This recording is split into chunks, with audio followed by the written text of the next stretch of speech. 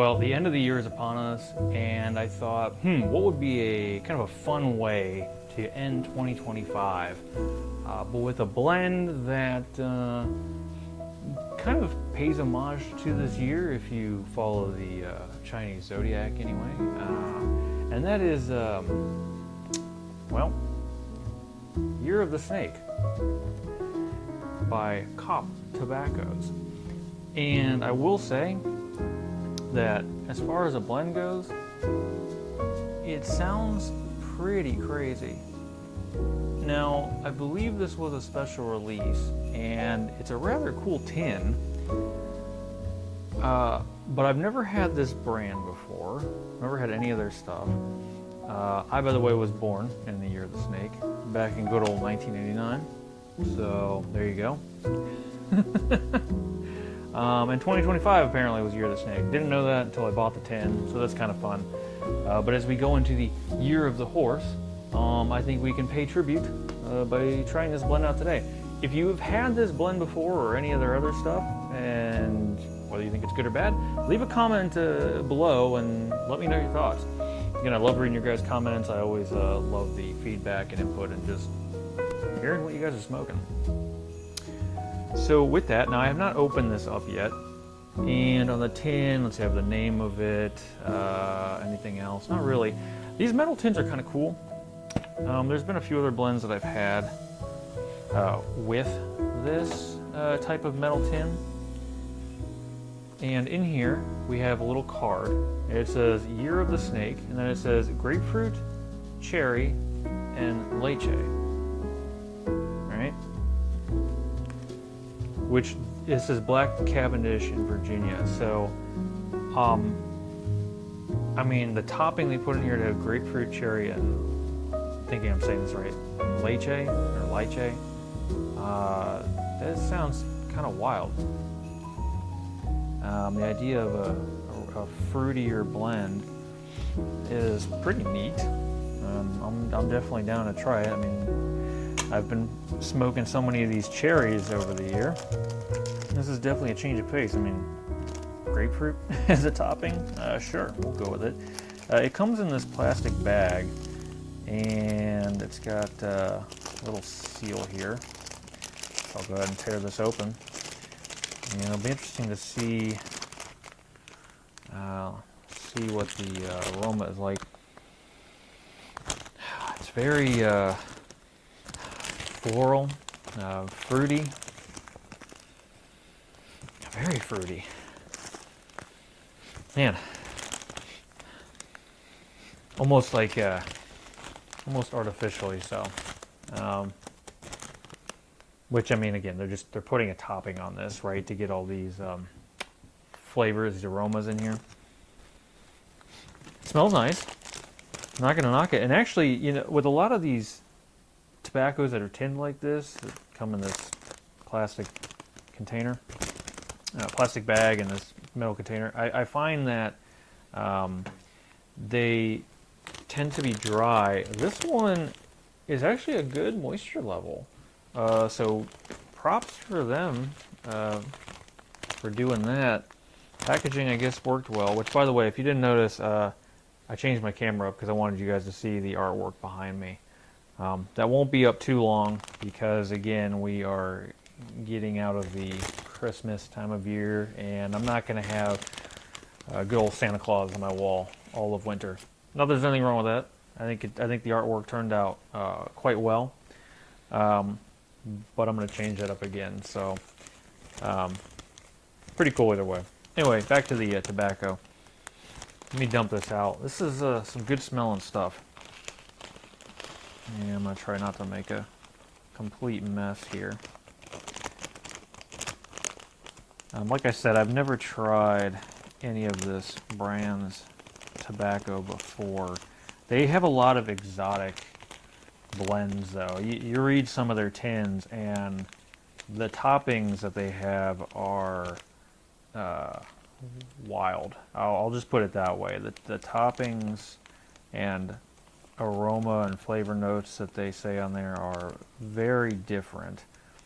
You know, again, different fruits, you know, melons, things of that nature, and it's not stuff that you're going to find in any other smoke, which makes me want to try them, but I find that Kopp, this blend, seems to be more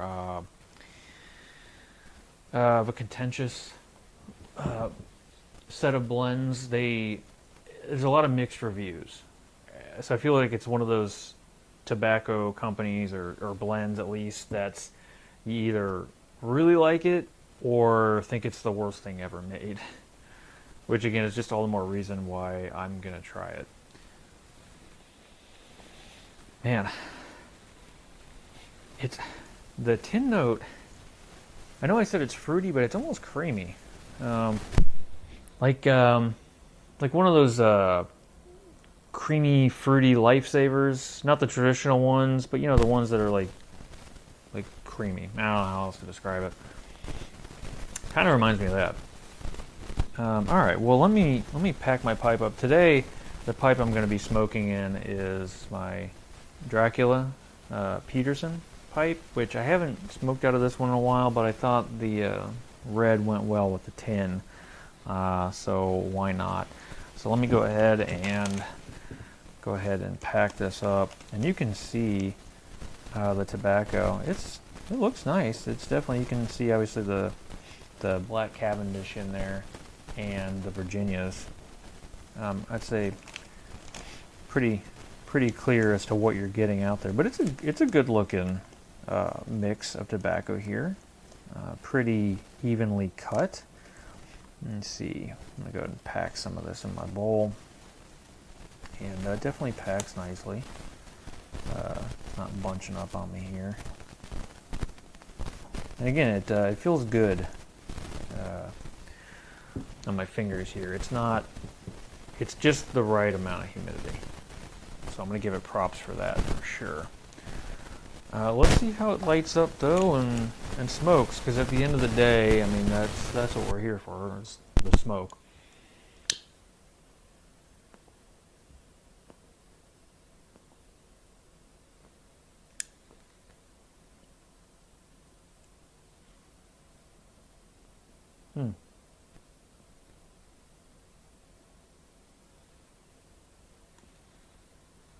Interesting. So right off the bat, it is sweet and creamy. I've had grapefruit plenty of times. I know what grapefruit tastes like. Not getting grapefruit. Um,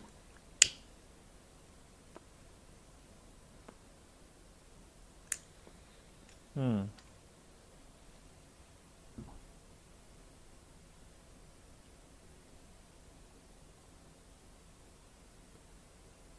Hmm.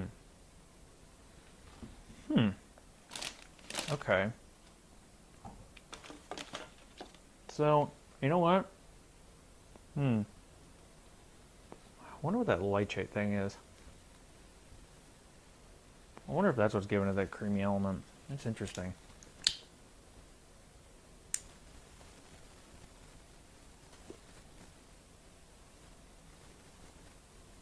It's definitely sweet.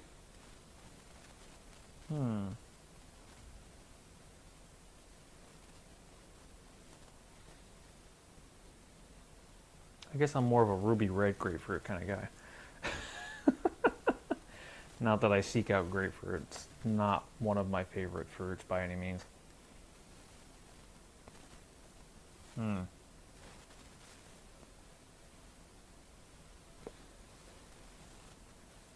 Okay, I do get the cherry.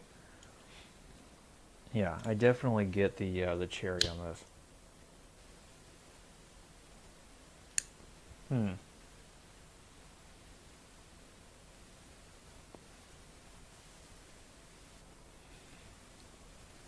I was really hoping to actually get that grapefruit to come through. Maybe as like a sort of tart or citrus or tanginess. I'm gonna let this develop a little bit, but right now I'm getting the cherry, and it's like a creamy cherry note. I won't say that it's a vanilla. It's not coming off on that as that.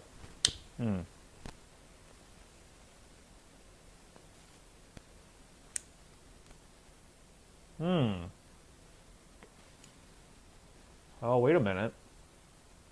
Oh, okay. Hmm.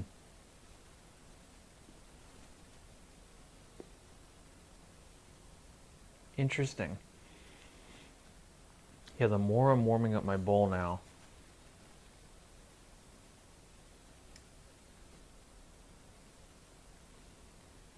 and the deeper draw, when I let it rest on my palate, I'm almost getting like the grapefruit rind to come through in the flavor. Hmm. Well,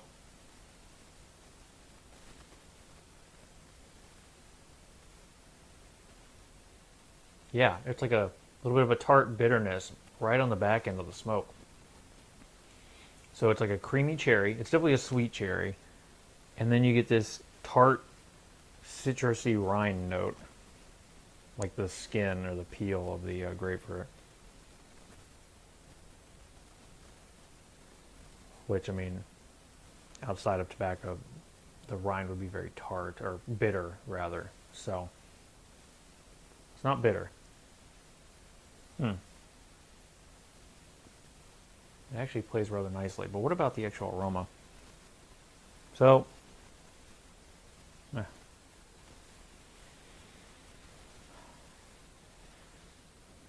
I get it's spiced. It's definitely the smoke itself. There is a little bit of citrus there, but it's more of just a sweet, creamy cherry note, which it's not a bad thing. This is a it's a fun aromatic smoke.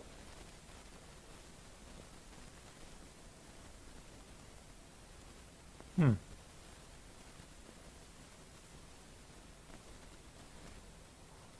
I think some I think some smokers, especially those who aren't aromatic smokers, or maybe all you do is aromatic smokes, it might come off as like smoking a candle, which could be good or bad. Some people just love candles so much they wish they could consume them, which I would not do, uh, unless you just really like wax for some reason. But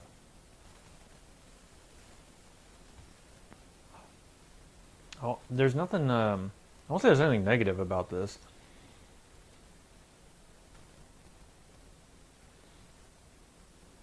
My bowl has definitely warmed up a bit here, and as I smoke through the different layers and components in here, I it's kind of this ride of creamy cherry and then citrusy grapefruit rind, and it kind of goes through that progression of different flavors and components. It's not a consistent. These are the things you get in every draw, but it kind of adds to the complexity of it. It's kind of nice when you can draw and draw and draw, and it's not necessarily the same flavor every time. It's kind of a journey, if you will. It's not bad. Um, for my first go with Kopp, and I don't know if I'm saying that right or not, but for this blend, for what you get in the tin, and for what the aroma is and the flavor is, and the overall smoke characteristics of this, I gotta say, yeah, I'm gonna enjoy smoking the rest of this tin, and I'm probably gonna try some more of their stuff. This isn't bad. Now, I would not recommend this to my English smokers at all. Um, this is very much driven by the topping. I don't think there's any casing in here, but this is very much driven by the topping. Um, the components are there, but this is not a high quality uh, blend. And when I say that, I don't mean that the tobacco is bad or pour or anything like that. I just mean, again, for English smokers, you know, the whole point of an English blend has nothing to do with a topping or casing. It is about the components. It is about the leaf itself. It's a very purist smoke, if you will, which is it's quite enjoyable. Again, I enjoy Englishes all the time. In fact, there's plenty of instances I smoke Englishes more than I do aromatics, but I enjoy both. And this is one that it's good. Yeah.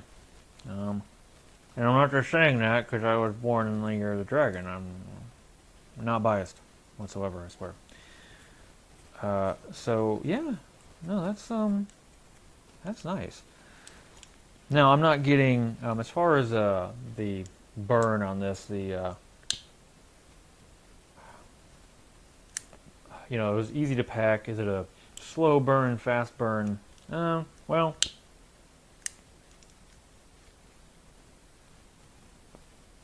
it's rather easy to light, and I'd say outside of me rambling on and trying to communicate my experience with this, I'd say it's pretty easy to stay lit.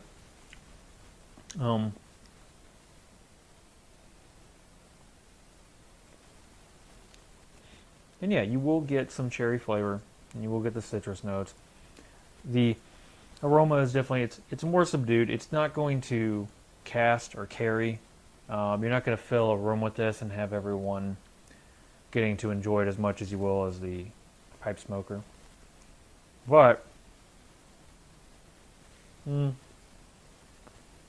overall, it's pretty good. It's more on the lighter side of things. But as far as aromatic smokers go, yeah, I think you'll like this one. If you have a tin of it and you've tried it, please leave a comment below. I'd love to hear your thoughts, whether you enjoyed it or thought it was the worst thing ever. Either way, leave a comment. If you like the video, like the video. If you haven't subscribed to the channel, please do so.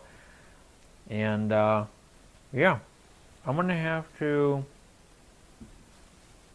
try some more of their blends. Like I said, they got some interesting toppings. I think I saw one that had like honeydew melon or something like that, which is like, okay, you know, how is that really going to come through in the smoke? Like, what are we doing here? You know, there comes a point where it's like, I get it. You know, you want to turn anything into a topping, but should you? Yeah. Well, anyway, I'm going to finish off this bowl. Thank you for joining me. It's been quite a ride this year. 2025 has been busy, and no complaints on this end. I'm glad I'm on this journey with you guys. I have so much new stuff coming up. Like I said, I have an exciting announcement I'm going to be making very soon, which I think you're all going to enjoy. But until then, if you don't hear from me again until 2026, all I want to say is have a happy and wonderful and prosperous and healthy new year. From the Smoky Vale, I'm Rick, and this Kopp Year of the Dragon is, yeah, it's a decent aromatic. Well, until next time, guys. Until next year. Man, where did this year go? I don't know. No idea.